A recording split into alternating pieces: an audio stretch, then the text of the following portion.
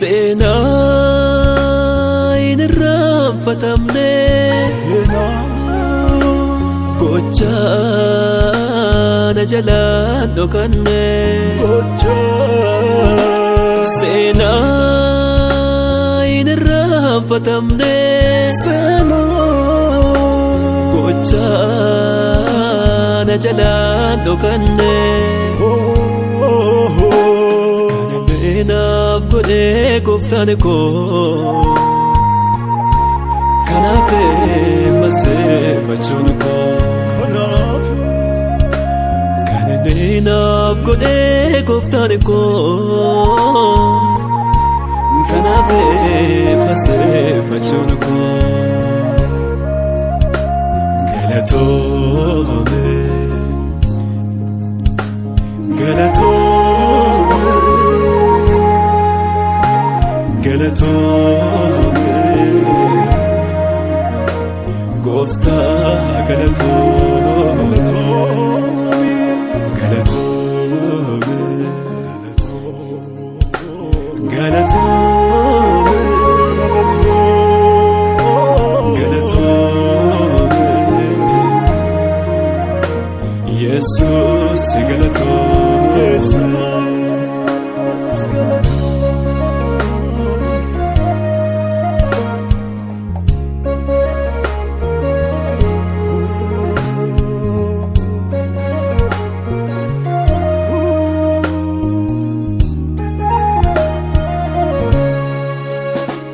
Biyya namni keessa darbuudhaaf saalfatu naannoo namni baay'een jiraachuu fedhu buufatu akkamitti seentee gola keenya keessa garaa jeffachiisee gooftaa koo eessa biyya koo feesi gaaffii Fira confessi gaffi, ana biyu gaffi, maaliif goote laata? Nama seenaan qabne, maqaa gaarii hin qabne, burqaa yaa'een cinne, irra keessa goone. Safuu dhiqii. Biyya confessi gaffi,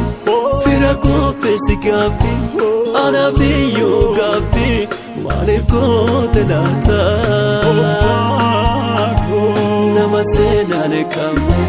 maqaa gaarii hin qabne, burqaa yaa'een cinne, irra keessa gooftaa.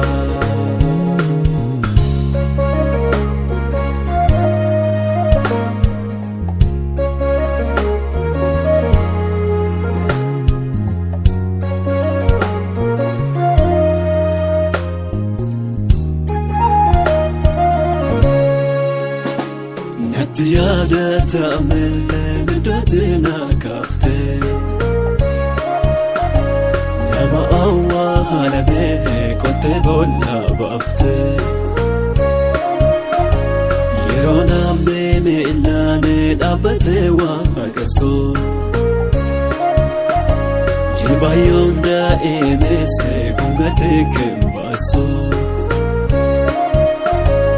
anaaf jettee dhufte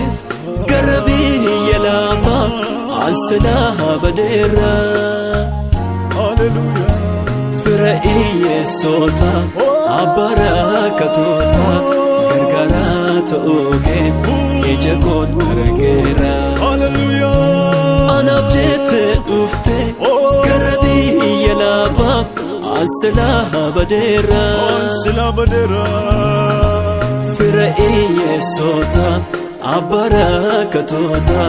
gargaaraa ta'uugee ija koon argeera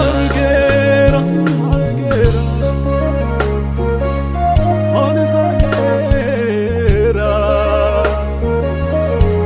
gargaaraa ta'uugee anis argeera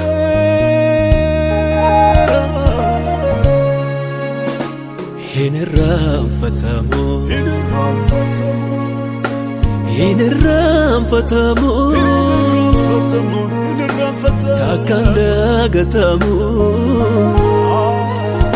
sababin arraga'u kooti se'em yaa gooftaa sababin nama ta'u kooti se'em yaa gooftaa sababin jiraachuu kooti se'em yaa gooftaa se'em yaa gooftaa se'em yaa gooftaa se'em yaa gooftaa